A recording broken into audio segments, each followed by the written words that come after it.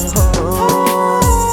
hiểu chu mẹ kể lòng à son lo càng hôn nàng phan trôi trôi bên đi xinh về càng xa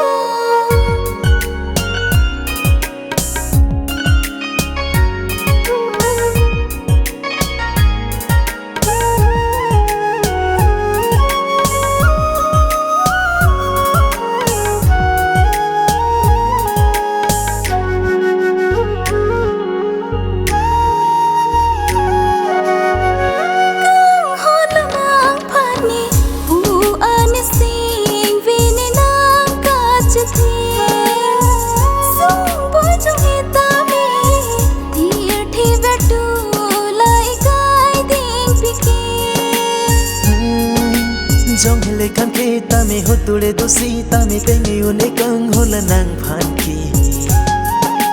na singe che the ta me do virgin kang hon ke do tigla ne che the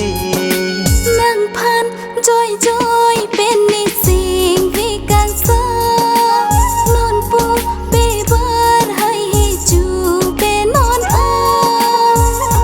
đeng un chi ma càng hon nang sing vì ác lo chỉ mơn chi ma càng hon nang ni kaya ni nang phan si ne ta kar i